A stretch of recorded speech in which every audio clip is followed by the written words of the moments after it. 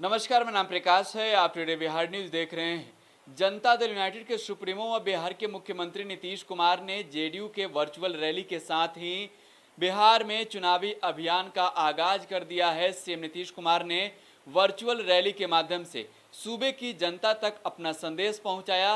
नीतीश कुमार ने बताया कि अपने 15 वर्षों के कार्यकाल में बिहार में कितना विकास किया है। साथ ही नीतीश कुमार विपक्ष पर हमलावर भी दिखे, लालू परिवार पर भी हमलावर दिखे, तेजस्वी यादव पर भी निशाना साधा।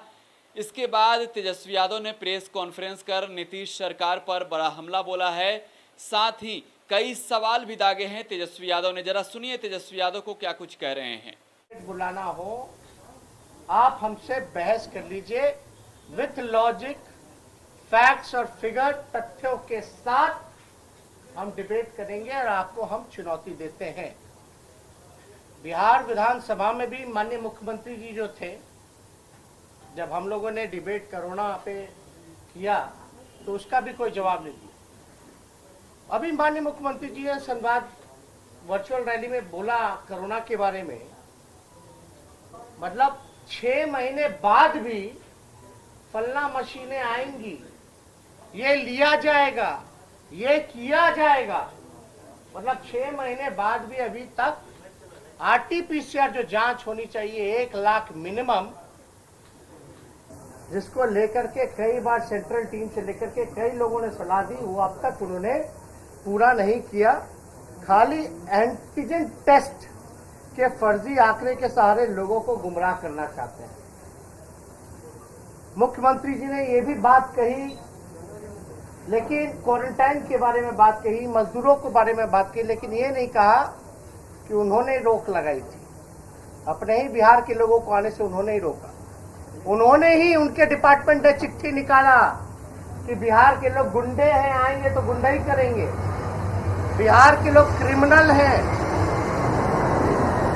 ये उन्होंने जिस चिट्ठी को हमने फाड़ा था उसका जिक्र नहीं किया। और इन्होंने कहा माननीय मुख्यमंत्री जी ने कि जो भी सेंटर में आया, क्वारंटाइन सेंटर में, उसको प्रति व्यक्ति जो है 5,000 रुपया दिया गया। रेलवे का खर्च भी नहीं दिए। ये पूरी बात नहीं बता रहे हम, तो यही कह रहे हैं कि माननीय मुख्यमंत्री जी को हम चैलेंज करते हैं, जिनको आपने क्वारंटाइन करके 5,000 रुपया दिया, वैसे 100 लोगों को माननीय मुख्यमंत्री जी खड़ा कर दीजिए। वैसे 100 लोगों को आप खड़ा कीजिए। 140 दिन से तो आप निकले नहीं बाढ़ महामारी में, कोरोना में, और बार बार इल्जाम हम पे क्या लगा रहे थे? ज्ञान नहीं है, ज्ञान नहीं होता है कुछ लोगों को। ठीक है, आप जो भी बोले, लेकिन आप तो 140 दिन से निकले ही नहीं, आपने तो हकीकत देखी नहीं। बाढ़ में तो हम गए, नाव पे हम चढ़े, मजदूरों से हम मिले, उनकी खाने पीने की, ले जाने लाने की व्यवस्था हमने कराई, ग्राउंड में हमने रोड से जो है घूमने का काम किया। लेकिन माननीय मुख्यमंत्री जी, आपको तो वही ज्ञान है जो अधिकारी आपको लिख करके दे देता है और आप वही बात जो है बोलने लगते हैं।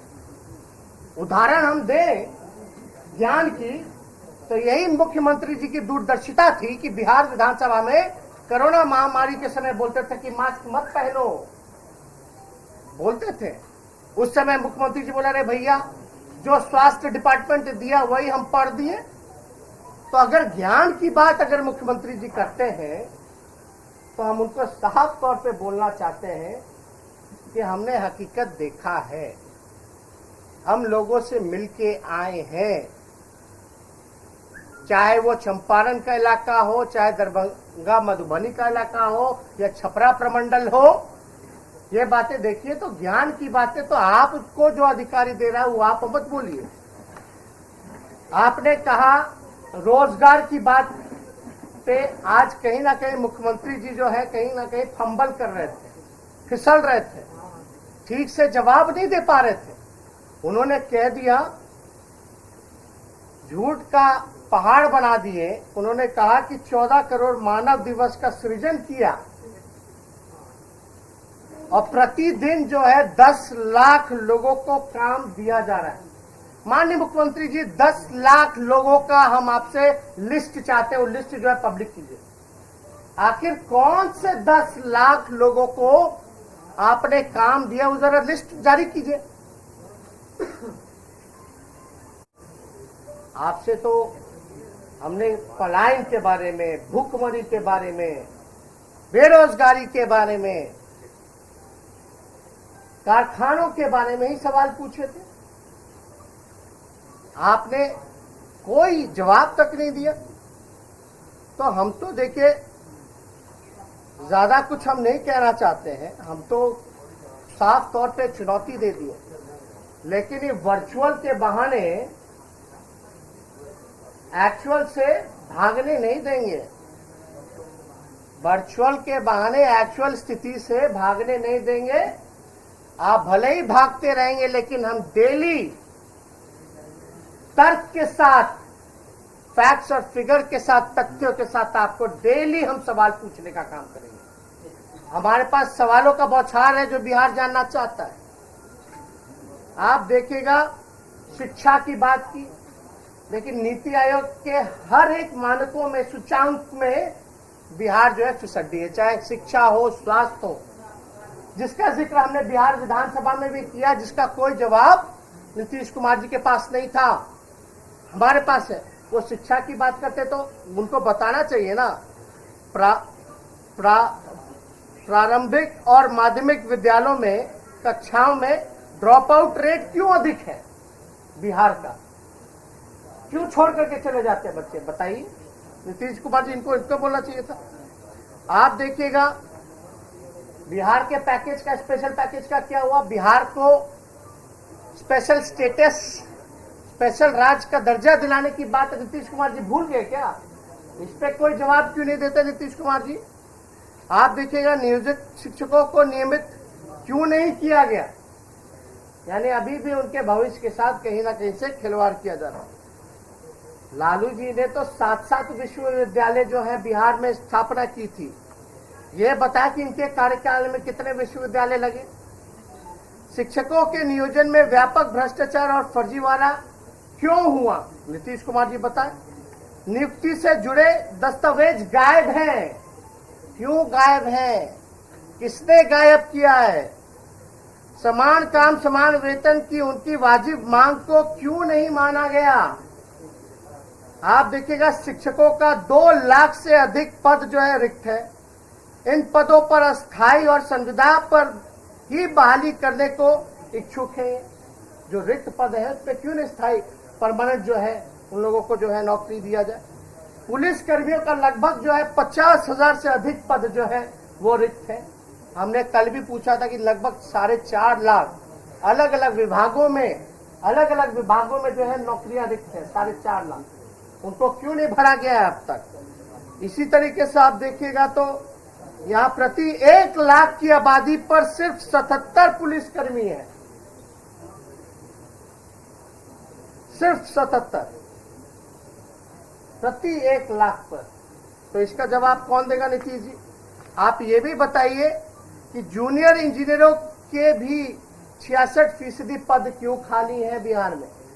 जूनियर इंजीनियर जितने हैं लगभग 66% पदे जो है वो खाली हैं। एक अपने 15 साल में एक भी मल्टी स्पेशलिटी जो है हॉस्पिटल का निर्माण इन्होंने नहीं किया है। आप देखिएगा इलाज के लिए आज भी जो लोग हैं, बिहार के लोग हैं, बाहर जा रहे हैं, पलायन कर रहे हैं, शिक्षा के लिए जो है पलायन कर रहे हैं। आखिर ऐसा क्यों, पलायन क्यों नहीं रोका आपने? स्वास्थ्य विभाग में कुल स्वीकृत पदों के मुकाबले 3/4 पद खाली है, ऐसा क्यों? स्वास्थ्य विभाग में कुल स्वीकृत पदों के मुकाबले 3/4 पद खाली हैं, ऐसा क्यों? डॉक्टर हो या नर्स, सभी पदों की हजारों पद खाली पड़ी हुई है। इसमें नौकरियां क्यों नहीं दी जा रही है, ये नीतीश कुमार जी को बताना चाहिए। नीति आयोग का जितना भी सूचकांकों पर बिहार साल दर साल क्यों पिछड़ता चला जा रहा है। 58 घोटाले हुए जिसमें कि 20,000 करोड़ का घोटाला हुआ, बिहार का पैसा डूबा। इस पे नीतीश कुमार जी क्यों नहीं कुछ बोलते? आज तक जांच क्यों नहीं हुआ? उन पैसों को बरामदगी करने के लिए इन्होंने क्या कार्रवाई की, क्या एक्शन किया? ये तो बिहार की जनता का पैसा था, 20,000 करोड़। सृजन घोटाले में अपने ही पार्टी के नेताओं पर आपने क्यों कार्रवाई नहीं की? भ्रष्ट होकर साहों पर आपने क्यों नहीं कार्रवाई की? उल्टे आपने उनको जो है पुरस्कृत करने का काम किया। रिटायरमेंट होने के बाद भी जो है सेवा विस्तार आपने किया। आखिर ऐसा क्यों? 7 निश्चय योजना, ये हमारी गठबंधन जो महागठबंधन था वही चल रहा है, लेकिन इसमें अगर देखिएगा जब इंप्लीमेंट होने लगा तो 7 निश्चय योजना में भ्रष्टाचार क्यों बढ़ा है? किसी भी पंचायत में इसका क्रियान्वयन सही ढंग से क्यों नहीं हो पाया है? मुजफ्फरपुर शेल्टर होम जैसे विविध कांड में संलिप्त अपने नेताओं को क्यों बचा रहे नीतीश कुमार? दलितों पर अत्याचार क्यों बढ़ा? एनसीआरबी के आंकड़ों के अनुसार दलितों पे सबसे ज्यादा अगर अपराध होता है तो वो बिहार है। तो आप तो देखिएगा बिहार का जो है 40.7 है, जबकि राष्ट्रीय औसत जो क्राइम का 21.8 है। मनरेगा के तहत आपने कितने लोगों को रोजगार दिए? प्रधानमंत्री द्वारा तथाकथित 165 लाख करोड़ रुपए का पैकेज योजनावार और विभागवार खर्च कितना और कहां हुआ, इसका आंकड़ा सार्वजनिक करें नीतीश कुमार जी। विगत 5 सालों में सरकार से कितने पैसे मिले और कितनी योजनाएं मिली, इसकी जानकारी जो है नीतीश कुमार जी बिहार के लोगों को बताएं। इन सभी सवालों का जवाब मांग रहा है बिहार। कहां और कब तक भागेंगे आप नीतीश कुमार? आप सुनिएगा, इन सभी सवालों का जवाब मांग रहा बिहार। कहां और कब तक आप भागिएगा नीतीश कुमार जी? तो ये सारे जो प्रश्न हैं इसका जवाब नीतीश कुमार जी को देना चाहिए। हालांकि आज का अगर हम आंकड़ा निकालें फेसबुक का, ट्विटर का, इंटीग्रेटेड करने के बावजूद भी, इंटीग्रेटेड का मतलब ये होता है कि सारे अकाउंट को आप जो है लिंक कर देते हैं एक में। हमको नहीं लगता कि 15,000 से भी ज्यादा लोग जब नीतीश कुमार जी बोल रहे होंगे तो होंगे। अलग अलग पेज में, ट्विटर में तो 500 के करीब वो हम लोगों ने निकलवाया हुआ, लेकिन हम ज्यादा पूरा सम्मान करते हैं भाई, बिहार की बेइज्जती ना हो। 15 साल जिस व्यक्ति, क्योंकि देश का सबसे अनुभवी मुख्यमंत्री नीतीश कुमार जी हैं, सबसे अनुभवी मुख्यमंत्री नीतीश कुमार जी हैं देश के, लेकिन क्या क्या नहीं बोलते रहते हैं। अरे आप अपने काम को बताइए ना। आप जो हो सवाल से भटकने के लिए इधर उधर की बातें करते रहते हैं। ट्विटर हो, फेसबुक हो, यूट्यूब पे, या कई हमारे साथी जितने पोर्टल चैनल वाले हैं उन्होंने लाइव जो किया था इंटीग्रेटेड, उन सब का अगर हम ब्यौरा निकालें तो भी 15,000 से ऊपर नहीं जाता है, बल्कि डिसलाइक ज्यादा है। तो ये तो साफ हो गया कि इनकी जो एक्चुअल रैली जो महाफ्लॉप थी, जो कि इतिहास में सबसे फ्लॉप रैली के नाम में लोग जानेंगे, आज इनका एक्चुअल वर्चुअल रैली भी जो है सुपर डुपर फ्लॉप हो गया। तो जेडीयू के वर्चुअल रैली पर तेजस्वी यादव ने बड़ा हमला बोला है। साथ ही उन्होंने भी कहा है कि नीतीश कुमार की ये रैली सुपर फ्लॉप हो गई है। साथ ही कई सवाल भी दागे हैं। आप टुडे बिहार न्यूज के साथ बने रहें। लगातार बिहार से जुड़ी हुई हर छोटी बड़ी खबरें हम आप तक सबसे पहले दिखा रहे हैं। धन्यवाद।